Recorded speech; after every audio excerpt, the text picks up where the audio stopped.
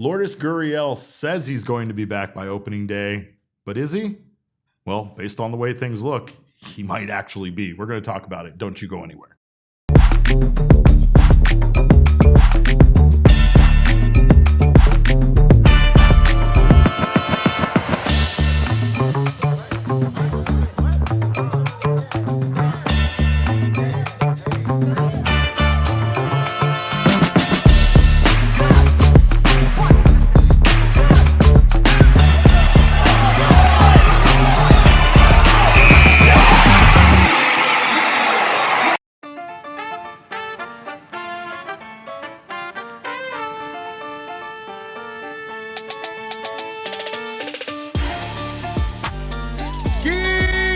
Welcome into another edition of the PHNX Diamondbacks podcast, live from Studio K, presented by our friends at Circle K. Happy Friday to you all. My name, of course, is your mayor of PHNX, occasionally known as Derek Montilla. Thrilled to have you guys here. Hope you're all having a wonderful Friday. I hope your Friday is going better than mine, because mine is not going so well. You know, this week has been bad for me. Tragedy after tragedy continues to befall me, and now I have a non-functional computer. Just another piece to my tremendous week. And I've been doing it mostly without this guy, Damon Farrell, aka Damon Dog, on the ones and twos. Mostly. Let's try half of the time, and buddy, including today, that would make that 60% of the time, which in fact is more than mostly if you're counting at home, folks. I got hit by a baseball, Damon. I split my pants.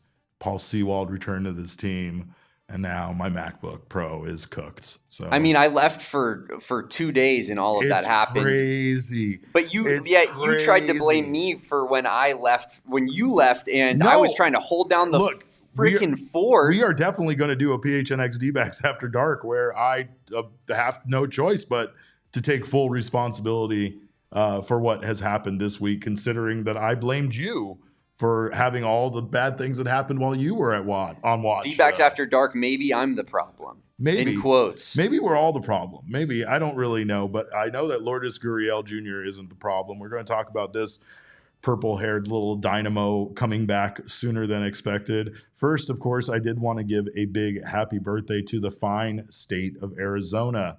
Arizona, you look beautiful for 112 years old. Is it 112, I believe? Turning 112 tomorrow on Valentine's Day. Also, Gabriel Moreno's birthday on Valentine's Day. So happy birthday to Gabby Moreno. And it makes a lot of sense for that adorable cherub to be born on Valentine's Day, doesn't it, Damon? It's like love does follow him around quite a bit. Yeah, Gabby, what a special, sweet little boy he is, and we're gonna have a great season this year. I'm excited. We are gonna have a great season. I think we could be looking at Gabby All-Star game. Yeah, bold prediction alert. Should we do that again? It went well last time. Let's not do that. Let's not do any kind of predictions for how many home runs he's gonna hit. Also, I'll go on record as saying, stop abusing me on social media because I say guys look good in spring training. I am not trying to insinuate when I post these fun little videos that I'm trying to share with the world that these guys are going to be great. What I mean is I have to give credit where credit is due to this Diamondbacks team, Damon. They came into camp ready. They came into camp in shape. Gabriel Moreno looks better than ever. Geraldo and Cattell both look like they're in incredibly good shape. And of course, Lourdes Gurriel, we've been tracking his progress on Instagram. We've been stalking his page this entire time because we just can't get over how far his progression has come. But again, glad to have you guys here. Appreciate you guys being in the chat. No, OCAM, we didn't have another pair of ripped pants this time, but So what happened? I'm sorry, I was out of the loop, Derek. That fraud Espo asked me to join him on Southwest Bias, and in the process of me digging equipment out of my bag, at some point, apparently, Damon, my trousers, my jeans, whatever you want to call my pants I was wearing, it was too much. The ask was too much. My jeans were like, you already have me out here walking around Salt River Fields, and now you're going to do a live hit from here? No, sir. This is where I give up. And what a disaster. Tapped out for sure. But there's been a lot of disasters, Damon. In fact, I mean, you could argue that as much as we want to press on and ignore Corbin Carroll being injured, another thing that happened on my watch while you weren't here. Very true.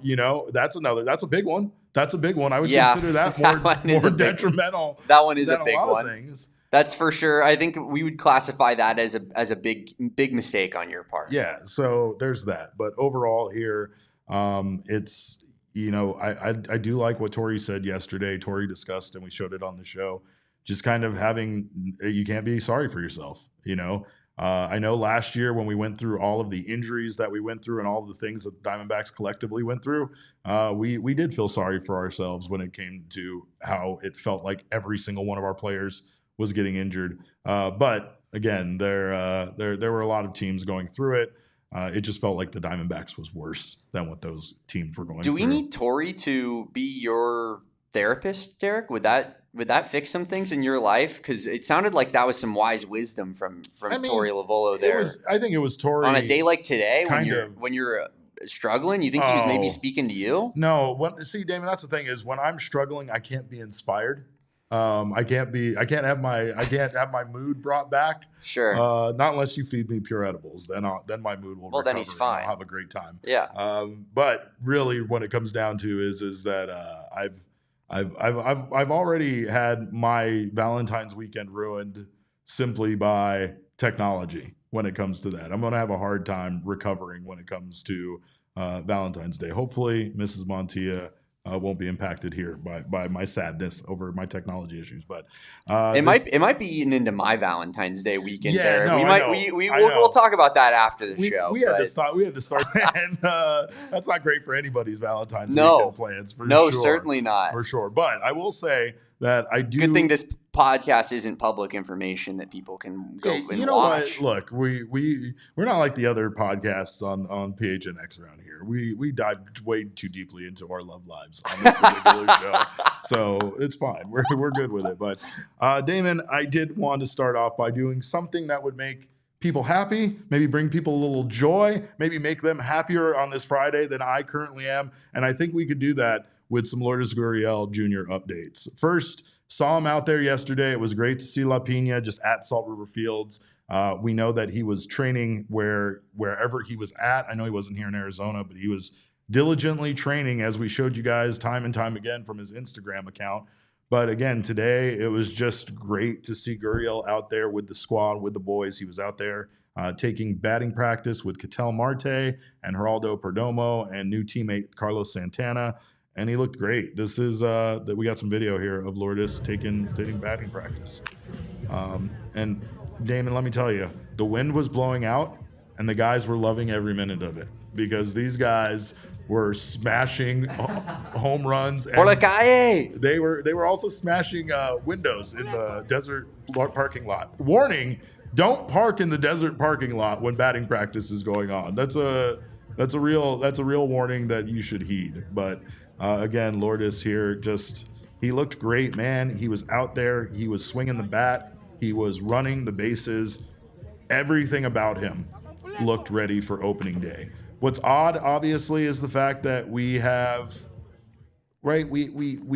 know, based on the timeline, based on the injury, we know that there's no reason or no way, truly, that Lourdes Gurriel could be ready for opening day. But it would appear to be the case. I mean, of course, we have Tori discussing after the practice today, just everything that he saw from Lourdes, including he didn't get a chance to see that at-bat that we just showed you. You guys get privileged to that. You guys get to see more than Tori even gets to see, but he did get to watch Lourdes round the bases and run, which is the most important part of his recovery with his knee. And this is what Tori had to say about his rehab. I know what he's saying, right? And I mean, I love him for that, and I want him to continue progressing. But we got to be really careful with Lourdes. You know, we don't want him to come back too soon and have a flare up or inflammation, and now he's playing catch up through the early months of his return. So when that is, I don't know.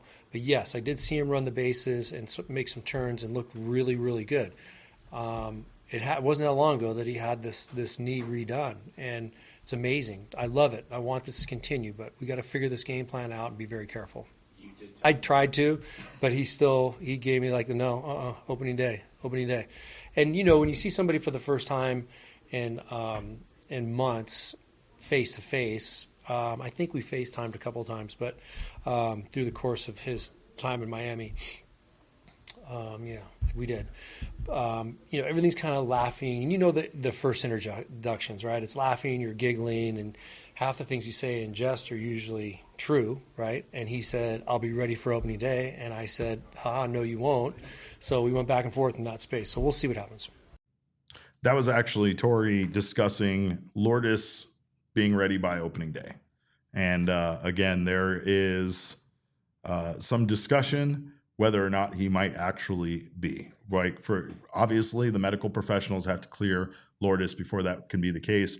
And the biggest hurdle here, just in general, being the fact that so many guys in camp feel good. So many guys in camp seem ready to go. But you know, you gotta protect them from themselves, right? There's a reason why there's a timetable, and there's a reason why, for instance, like with the Tommy John stuff, you had Corbin Burns already talking about wanting to get out there and be on the mound, and you know, having to kind of be protected from himself by the staff overall. But we have a little bit more from Lourdes here, actually. Do we have Lourdes here on opening day being his goal? Torey said you told him he'd be ready for opening day. Torey comentó que va a estar listo para el arranque, para la inauguración de la temporada. Depende de él. It depends on him. When do you think you could be ready? ¿Cuándo consideras que pudieras estar listo? A ver, yo me he preparado muy bien, he hecho un buen offseason, como dije, me he recuperado bastante rápido, pero bueno, esa pregunta se lo voy a dejar a los médicos que sean los que decían. I prepared very well, had a really good offseason, but I'm just going to leave that in the hands of the medical team that make those decisions. I went on to ask Lourdes about if opening day was his goal, and this whole time that's been the goal for him, obviously. Working hard to be back, be ready by that time. It didn't seem reasonable. It didn't seem feasible. And there's still a lot of doubt about if Lourdes is going to be ready by opening day. But again, there is a chance here overall. With Corbin Carroll being injured, the Diamondbacks have a lot of holes to fill, right? Not just one outfield role to fill, but two. So Lourdes coming back and being ready would help this team out quite a bit. However, having Lourdes come back too soon and re-injure his knee and miss more time is obviously not ideal, and the true concern here when it comes to everything that the Diamondbacks are trying to do. They're trying to get their team back to 100%, and it's going to take a very long time for that. Justin Martinez provided us with updates that basically suggested he's going to be out until August. So they are going to be without J-Mart for the majority of the season, and that's not good. But again, that's the reason why it was fine until the Andrew Saul Frank injury happened. And then once again, just like this outfield situation, it tips already before we've even hit spring training games to the side of the Diamondbacks not having enough depth, right? So again, there could be last minute moves that are made, as I talked about on yesterday's episode. Let's not do the Nick Castellanos thing, please, very much. But of course, we also had some other. Really? You're fully out on that? I'm fully out on that. Dan. Why? I felt like I gave a decent explanation, but I'll summarize it for you. All the things he does bad are all the things the Diamondbacks need him to do. He's a terrible defender now. Offensively, he's mid to average to below average. In fact, he had a negative 0.8 baseball reference WAR. Like, there's some attraction there in the idea that Nick Castellanos rebounds, much like so many of the guys that are already on this team, right? I think the problem is the attitude that he brings with him, the problem he could be in the clubhouse. I mean, that tends to be a problem. I've never heard anything notable about him being a problem in the clubhouse. Oh yeah, no, he's been a problem. He's been a problem because they essentially wanted to bench him, and then he was very vocal in the media, and he didn't accept what he was asked to do with grace, I guess you could say. And then he kind of that's where the falling out started. And I mean, it got kind of nasty here during the offseason with them essentially telling Nick not to come to spring training. I knew that. I mean, listen, I'm not fully out on that. He would be, you say he's not a good defender. He's not. cool, he's our DH. Check one, done. We can cross that off as an issue. I mean, offensive production, yeah, he's mid to below average at this point. So was every other guy we've looked at the DH position in the last month and a half, 2 months, because it's slim pickings out there at this point, and we're not the damn Dodgers. We can't go out there and get a DH who's a stud. We're going to have to, maybe find a guy that we can buy low on that maybe has some pedigree like a Castellanos does, and then what is he, automatically the third best power hitter on this roster after Corbin Carroll and Ketel Marte? The day he steps in the Dbacks facility at Talking Stick?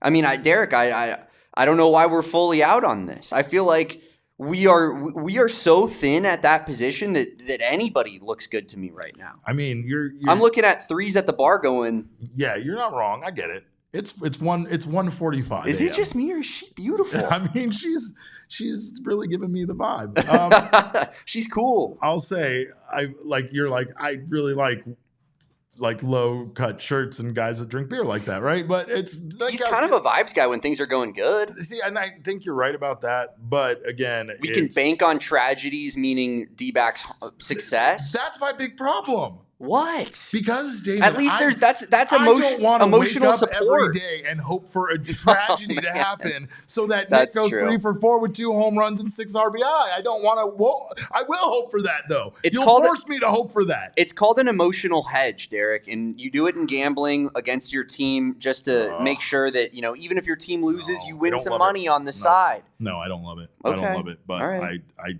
again. It's desperate times do call for desperate measures, and I think that the Diamondbacks just tiptoeing up against that line right now. How desperate? That's how we do it on this podcast. How desperate is it bringing back Paul Sewald, Damon? I mean, you and I haven't had a chance to discuss it. I knew how thrilled you would be when you heard the news. Get ready to learn 90-mile-per-hour fastball, buddy. Yeah.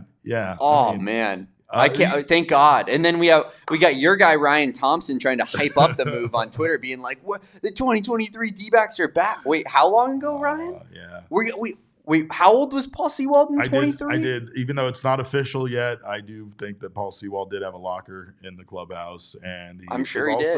I think he's number 22 now. Last worn by Josh Naylor instead of his number 30. I want to say he was 38. Previously. Here's what I will say. $1.5 million, not the end of the world. He sucks. It's fine. We cut him. We trade him. Is what it is. It's not like we'll put him on waivers. Yeah. Or maybe he's worth more than $1.5 million, which is not that hard to do if he provides anything. So we'll see. I just hope he's not the closer.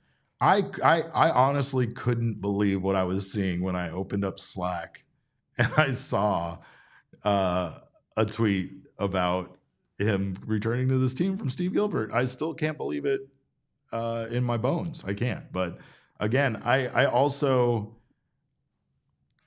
defended Sewald. I defended him in 2024 when the wheels started to fall off for him with this franchise. Right? You did. I did. Don't let history forget that, Dbacks fans. Derek Montilla was the leader of Paul Sewald Mountain in 2024. Yeah. And being like, you gotta just let the guy keep blowing every game down the stretch and ruin the season. Not really. I don't think I said that, but pedigree.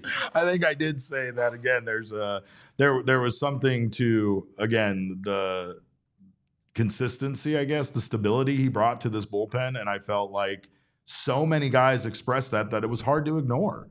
You heard it from every member, of the bullpen, that when Sewald was added in 2023, everybody knew their job, and it felt like it was the least exciting version of the Diamondbacks bullpen we ever saw, right? And no, I'm no Sewald stan. You are a Sewald stan, dude.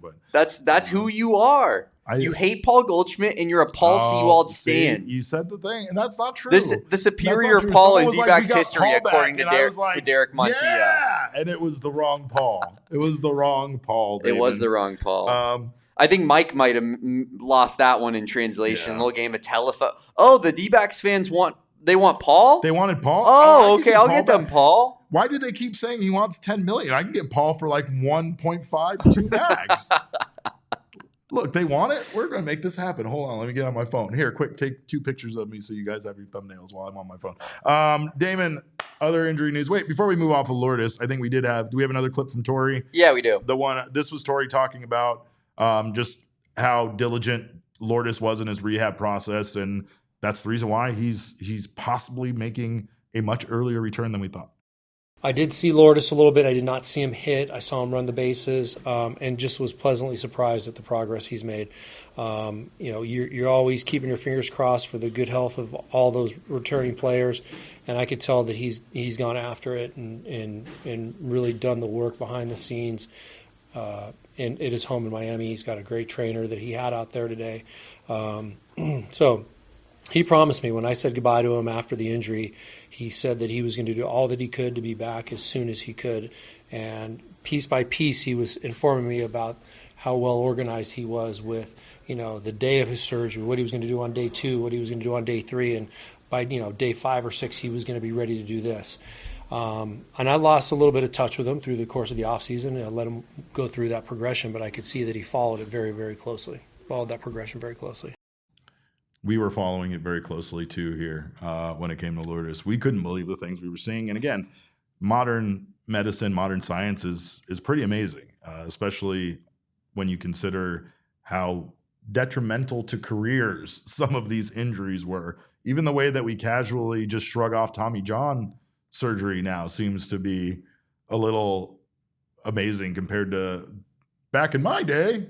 When you had Tommy John, you might come back or you might not. So there's that. But speaking of Tommy John, I also had a chance to talk to Tommy Henry out there about his rehab process. He's looked great. He's been doing live BP with the guys, and it's just great to see him back on the mound after he went through that experience last year.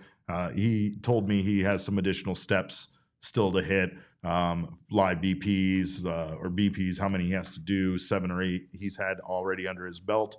So he's definitely on his way.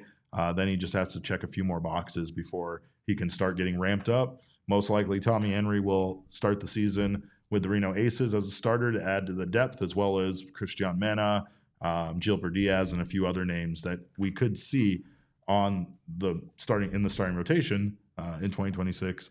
But if we do see their names, then something has gone wrong. Something bad has happened. Wasn't Tommy Henry pitching when Jerry got that base knock up the middle in that live AB? Didn't you tell me that? Yes, he was. Tommy Henry, I think, also was pitching when Corbin Carroll got hurt. I might be wrong about that. I know. Interesting. I mean, but it's. I was just going to say it's good to see that he's already pitching kind of live AB situations like yes, that. He is. He absolutely is. He was out there doing live BP. Yeah, live BP is without the cage, and it's with a pitcher actually throwing you. You actually have a catcher behind the plate, and then batting practice is just throwing balls in. Usually it's a coach throwing balls in, right? So, yeah, he was doing live BP, which was what Corbin was doing when he got his injury. And so now we're all collectively holding our breaths out there anytime somebody is taking live BP. But yeah, I mean, it's the downside of sports and spring training in particular, right? But absolutely. We have a clip that I cut, Derek, that you did not ask for, but it's Torrey on kind of just all the injuries. Oh yeah, absolutely. I mean, again, this is Torrey just being asked about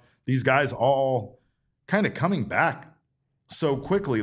Obviously the medical staff can't allow them to come back, but when you take a look at Tommy Henry, Corbin Burns, the relievers, AJ Puck and Justin Martinez, everybody is out there. Everybody's training. Everybody feels fine. That's what we hear. Everybody wants to be out there sooner. We heard AJ Puck say May. We heard Corbin Burns say March. And then he told us that the training staff is getting really, really sick of his joke about being ready by March. But that's how good these guys feel. And a big part of it is the work that they've been putting in to get back and be ready for the 2026 season, and this is what Torrey had to say about that.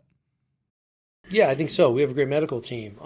They get timelines, internal timelines, and we try to follow it as closely as we can. But where we need to push, we do, and they allow that to happen. You're right. You're looking at Puck and Martinez. They feel great. Corbin Burns feels great. And the one that we're all highlighting right now is Lourdes, and we still can't believe how well he's doing. But we got to be careful. We can't be tricked by what they're telling us. There's data that shows it takes a little bit of time to heal certain injuries in certain ways. And really what happens is I think the doctors eventually sign off on it. And once they get the information, I think the doctor will sign off on Lourdes and say it's okay. He's ready to go. So it'll get that high up into some expertise before we say, yes, they're ready to go.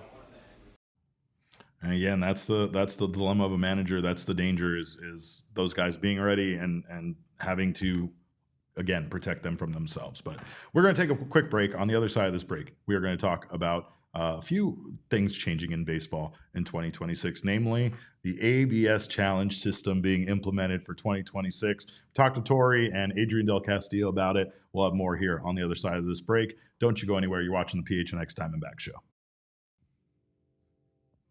Well, if you are in need of a good time this weekend, Pure Edibles has you covered with a wide range of effects. And not just to help you improve your mood, but Pure Edibles has candies that can help you get some good sleep and also have some pain relief gummies as well. So make sure to check out everything they have to offer. Pure's was created right here in Flagstaff, Arizona, home of Noble Herb Dispensary. But of course now they are made here in Phoenix, and you can get them at dispensaries all across this fine state.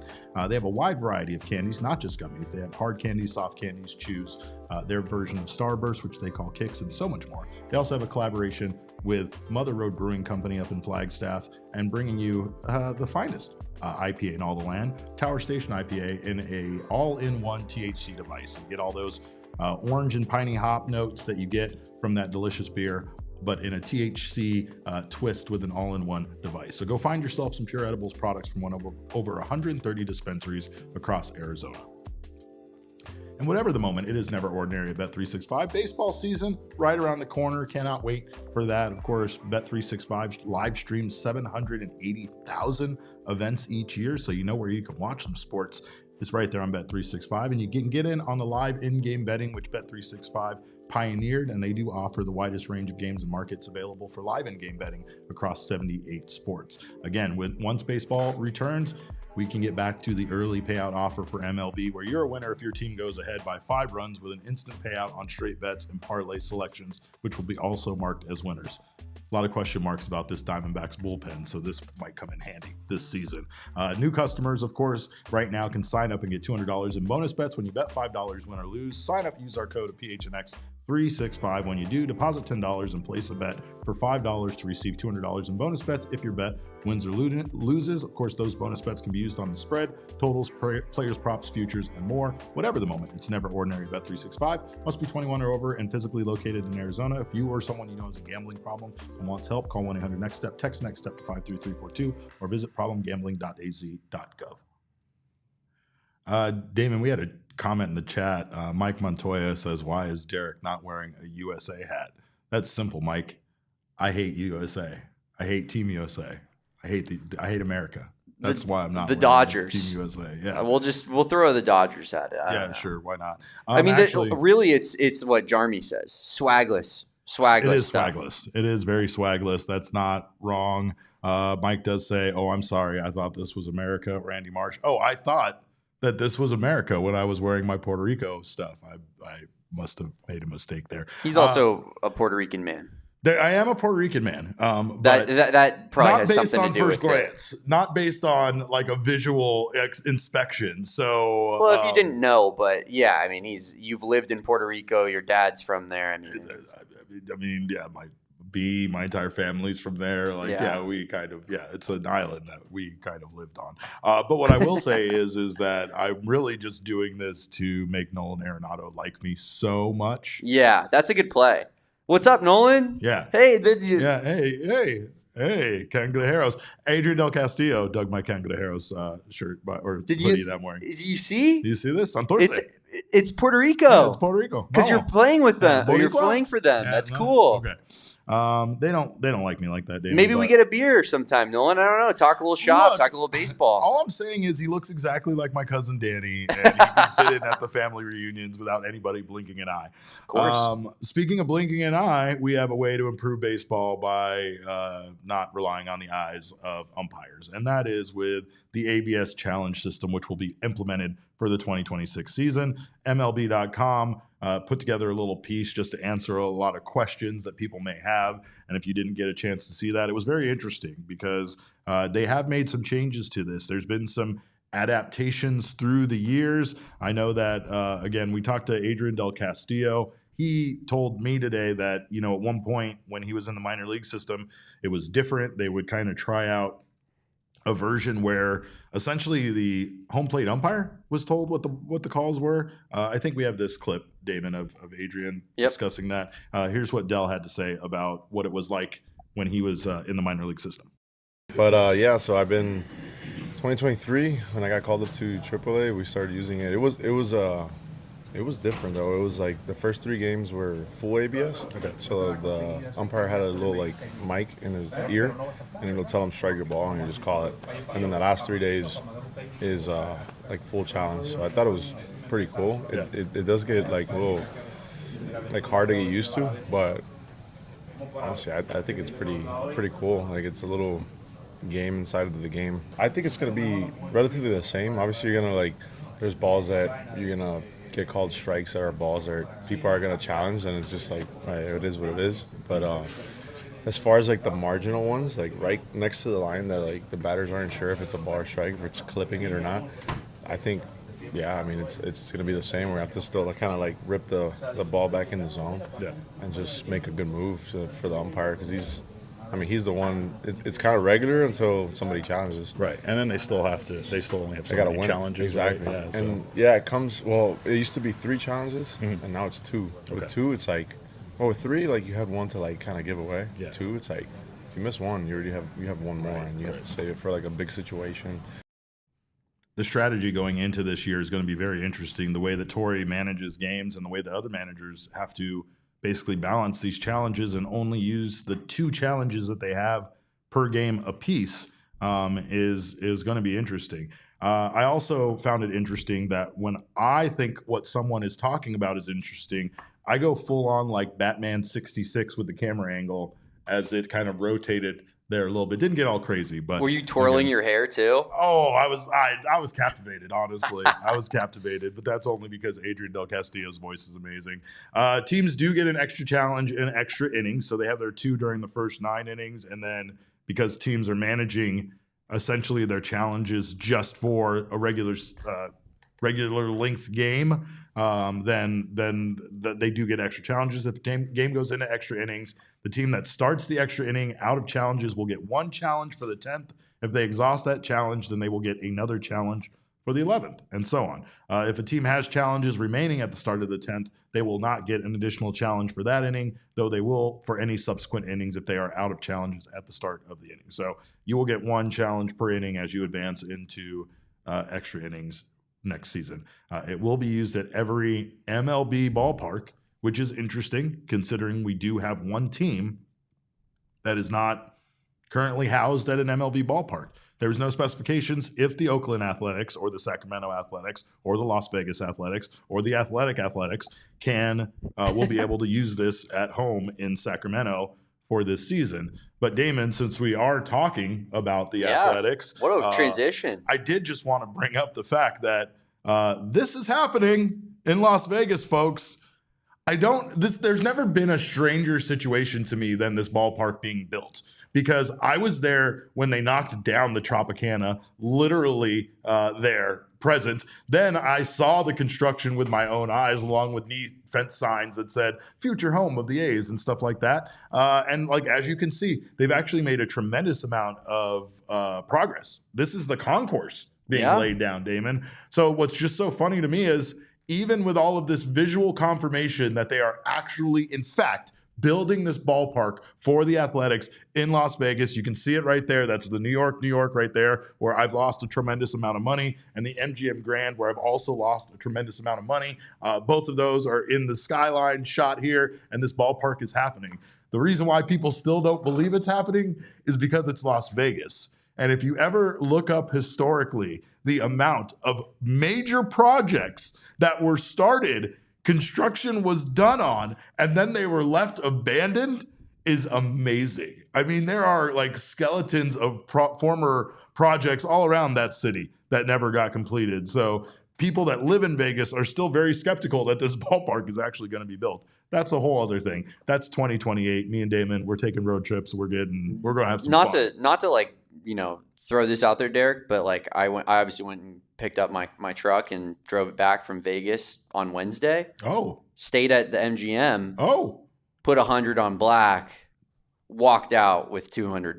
Oh, well, that's what a night on the books. What a night on the books. Got yourself a new truck. Didn't gamble too much. Said I'm just gonna play this. Won it, and I said, get me out of here as fast as possible because I will lose all of it. You're right, but again, back to the exceptions. The exceptions for next year are for the Mexico City series again, which Damon and I will be present at in Diamondbacks versus Padres, April 25th through 26th. The Field of Dreams games and the Little League Classic, which is between the Brewers and the Braves on August 23rd.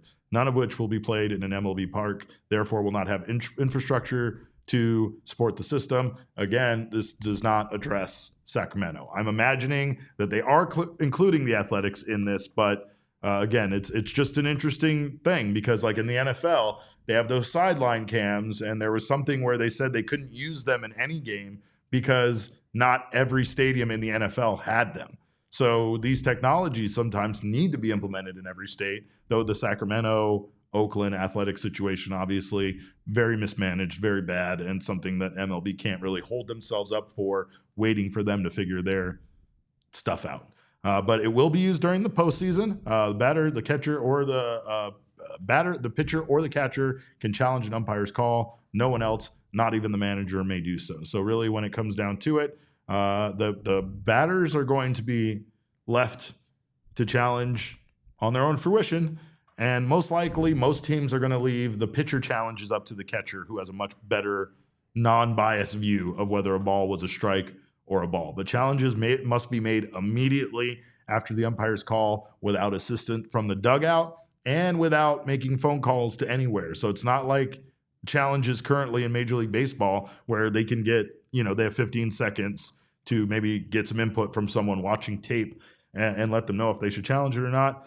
Some teams have already indicated they will forbid their pitchers from challenging, preferring they defer to the catcher's vantage point, and that's something that should be obvious for everybody. But the player taps his cap. That's how the challenges are initiated, and then it's a really cool scoreboard thing. Again, if you haven't seen it, you will see it soon. It's going to be huge in Major League Baseball. There's no getting around this. The challenge situation is going to be the big change. It's going to be the huge rage around baseball. Hopefully, with some of the egregious bad calls that we've seen, hopefully this will make sure that those calls get rectified in some of these rare instances. Like, umpires still do a good job. No matter how much I say I hate them, no matter how much trash we talk about them, umpires have a difficult job to do, doing their job with the human eye and trying to make the right call every time. But they also, again, it's kind of thankless. If you do your job, then cool, you did your job. What do you want? A cracker? You want a lollipop? But if you don't do your job, we all hate you. And we hate you more than we've ever hated anybody else in life. Now, successful challenges will be retained. A team only loses its challenge if the umpire's call is confirmed. Because challenges can be lost, it is incumbent upon the player to be judicious about asking for the challenge. And then there's also players immediately, basically after the pitch, a player has to initiate the challenge. If they don't, they will not get the challenge. An umpire can disallow a challenge if the umpire determines the player's decision to challenge was aided by other defenders, perhaps by a second, someone on second, someone in the base path, or perhaps he looked in the dugout and perhaps the manager shouted in for him to challenge. The umpire can deny the request to challenge. Same goes if the challenge was not requested in a timely manner. So they have to be done pretty quickly. Overall, the biggest question people have about any change to baseball is how much longer is this going to make baseball? And according to this report, in 288 games with the ABS challenge system during spring training 2025, there was an average of 4.1 challenges per game, and those challenges took an average of 13.8 seconds. So a minute being added to the time of the game. The average saw about 57 seconds of added time, effectively giving back only a small portion of the 26 minutes that the average game time was reduced from 2022 with the pitch clock. So again, it would seem like, and it adds to the excitement of the game. I don't know how to explain it. If you haven't seen it, I think you would kind of understand it a little more, but there's this thing that, I don't know. I'm a messy bitch. I love mess. I love drama. And there's just something about a player tapping his head after an umpire just made a call that immediately screams drama to me. It screams fight, fight, fight is what it screams. And instead, we just get to go to a screen.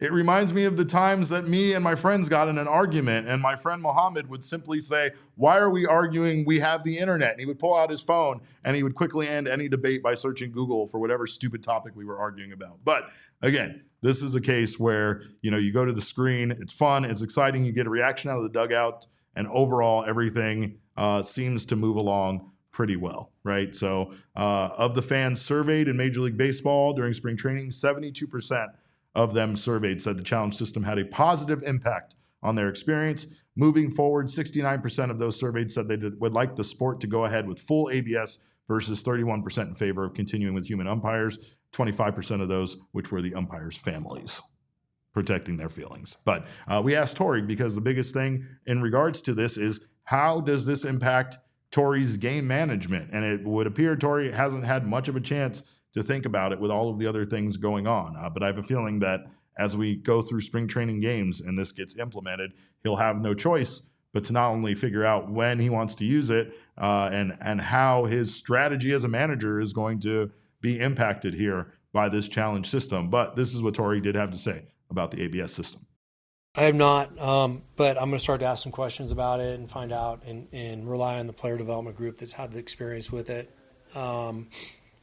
Things like finishing plays as a base runner, finishing plays as a defensive team.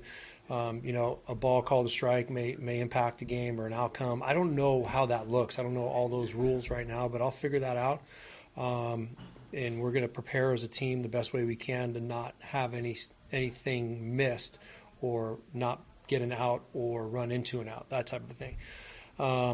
What I do remember from last year is the catchers were pretty good at determining what was a ball or a strike. They seem to have the highest, my own internal grading system, the highest grades. So we'll see what happens. I know pitchers are very emotional. They can throw a pitch exactly where the glove is and it's still a ball. So we're going to be careful about how we do this. I want to make sure we have a challenge, and sometimes it won't happen, but I want to make sure when it's most needed, at that most critical point in the game, that we have a challenge available to us. Bottom of the first inning, pitch 2, I don't want the leadoff hitter to challenge a 0-1 pitch. I want to make sure that we're doing it the right way. I mean, the thing at the end of the day is going to be controlling batters. I feel like on the pitching side of things, it's easy to control if you put it in the hands of your catcher. But batters might burn through your challenges in the first inning. They just might. I'm just saying. But speaking of burns and burning things, by the way, I very much love the ABS challenge system, and I think everybody out there is going to.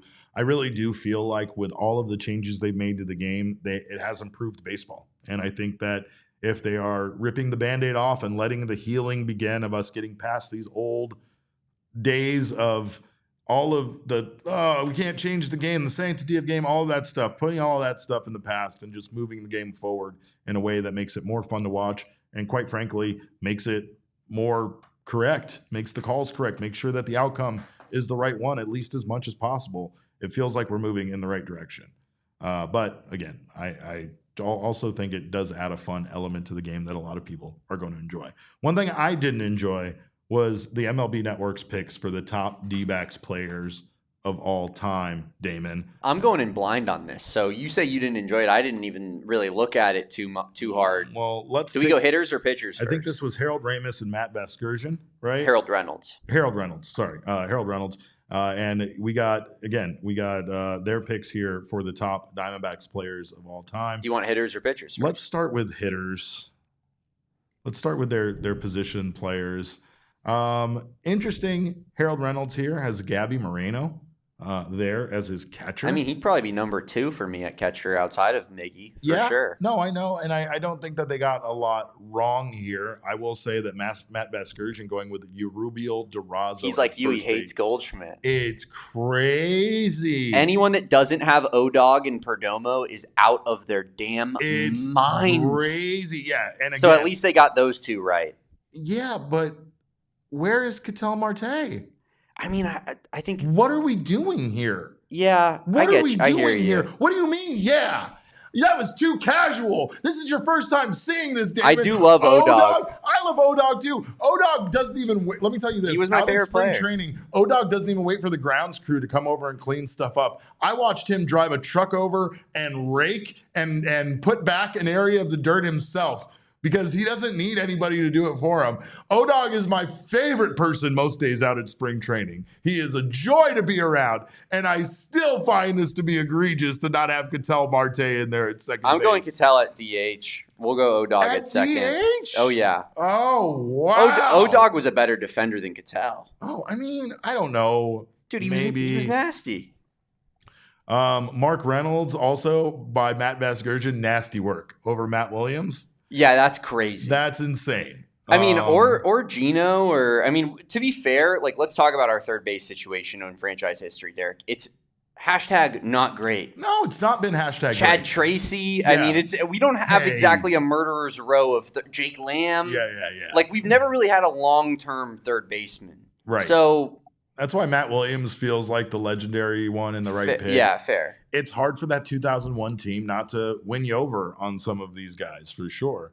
Outfield. 4-time Gold Glove winner, O-Dog, by the way. Like, show some damn respect. I feel like Matt, like, I'm surprised that Geraldo Perdomo is actually on Matt Vasgersian's list. Why? Because, He's the GOAT. Because look at the rest of his goddamn list, Damon. Look at the rest of it. There's not one single modern player on his list. And that's what man Jerry doesn't even does. know the 2026, 2025 Arizona Diamondbacks. Jerry changed the game, Derek. Eric Burns in the outfield over Corbin, Franklin, Carroll. What?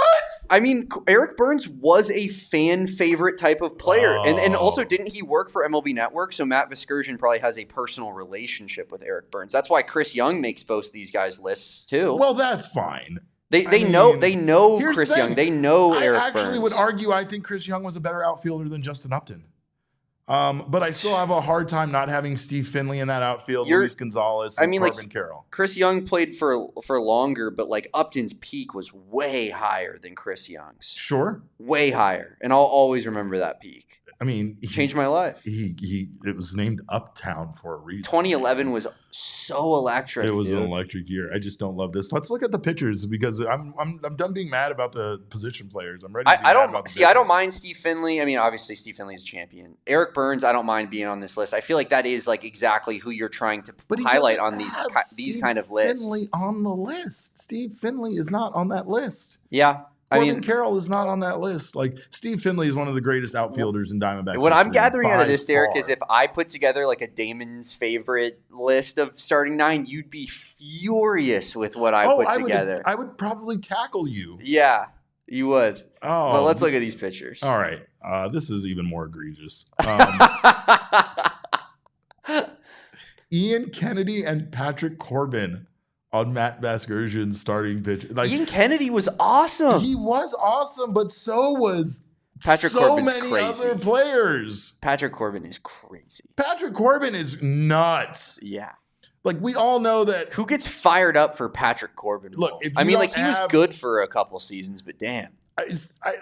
At least Harold Reynolds went with the very predictable 4 there. He decided not to go with a 5th, which is crazy because Merrill Kelly belongs on this list. Yeah, Merrill Kelly's a franchise favorite. I would argue perhaps that Merrill Kelly belongs on this list above Zach Gallen.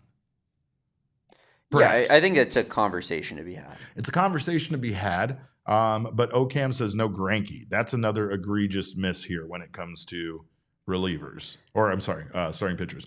Relievers, Jose Valverde and Matt Manti. Jose Valverde was a franchise favorite. You can't argue otherwise. That's all he's going with. Papa Grande was nuts, dude. I mean, Derek, I'm telling you, dude, I gotta look into the camera for this one. When I was sub 10 years old, and my parents, when Dennis and Jane would take Damon for about 10 games a year up to Chase Field, up to Bank One, and I'd go watch the squad. When the fire would come out and Papa Grande was running out of the pen, I thought a real life superhero existed. Yeah. In real time. I thought I was watching it in front of my eyes. Yeah. It was special. Vince McMahon. I mean, he might be right, but like, see, when I think fan favorites, franchise favorites, I don't necessarily think of the best players. So maybe that's part of what's going on here. Maybe they're just going with like those kind of guys. I mean, Iceman, Matt Manti. I mean, all of these guys had amazing nicknames. Cesar says Kurt Schilling. I don't know if I'd put him in as a franchise favorite for me, but I think it's egregious for him to not be one of the best starting pitchers in baseball. I just don't like Kurt Schilling as a person. Where is Ziegler? Where's Brad Ziegler? Dude, on this Derek, list? should we make a franchise enemies list of people that have played for this franchise and debut it on a show later on next week? Yeah, for sure. We do the same thing, but it's Derek and Damon's franchise enemies. AJ Pollock. Yeah, it's all players that you want to do. Players that played for us in the past that we no longer like. Yeah. Okay, I'm all for that. Yeah, traders, if you will. Yeah, traders or like Jace Peterson. Yeah. Like I'm putting like the people I liked watching play for this franchise least on that list. That's what I was born to do. That's what they signed on me to work at PHNX Sports for. I know. Is to make lists like this, but the opposite. Well, that's what you pitched in your when you were interviewed. That's what you pitched in I said meeting. I'm really good at being a hater. Yeah. How does that sound to everybody? Like they came out of that meeting and they were like, that guy. that was something. Lots of hate in that dude's heart. There was a lot of vitriol in that interview, and I think I liked it. And then Espo's sitting there and he's exactly what we needed. You were like the Tommy Pham, basically. They were like, we needed an edge around here, and this Damon guy, he's that. What did Tommy Pham say that one time where he was like, I'm gonna fight somebody? He said, there's a reason why I do all kinds of fighting in the offseason. Yeah. Because I'm prepared to fuck somebody up. That's me on Twitter, fighting with people in the replies every day. I'm staying ready to go in case someone wants to get in a debate with me, Derek. That's ready. I mean, Damon stays in fighting shape at all times. Of course, we thank you guys for being around for all of this, for being around for Damon's craziness. And those of you that are diehards, you guys are extra nutty, and we appreciate you a ton. If you have ever wanted to try it out, now is a great time to join us. You get exclusive content. You get access to the PHNX Lounge, where I've been posting all of the other video I take, all of the stuff that ends up on the cutting room floor has kind of been going in the Discord there for our diehards. So, of course, you get all this extra content. You get a free shirt. You get 20% off merch and 20% off events. So inside the Dbacks locker room. Yeah, come on in. Well, I had a great talk today with Alec Thomas. I professed to him how great his wife is and how beautiful their wedding was. I also saw him and Gabby exchanging gear and protective gear. It's amazing. It's amazing. But Alec is a great guy, and hopefully he can find his offense this year. But you can find your way on over to gophnx.com and prove your fanhood by becoming a PHNX diehard today. Sign up and join us for the fun. Speaking of fun, before we get out of here, we want to remind you guys, tomorrow is the most valuable party out at Chase Field. For those of you that are season ticket holders, I'm sure you all already aware of this, but one of the signature benefits of being a Dbacks Advantage member or a season ticket holder member is this most valuable party at Chase Field. It offers an exclusive experience here to go out and check out. Of course, Chase Field, you guys get to see that new beautiful screen that they've installed tomorrow and all the other technical upgrades that they've made. I've been told, Damon, that there are screens everywhere, and I don't even know what that means. So you guys will get to see that first.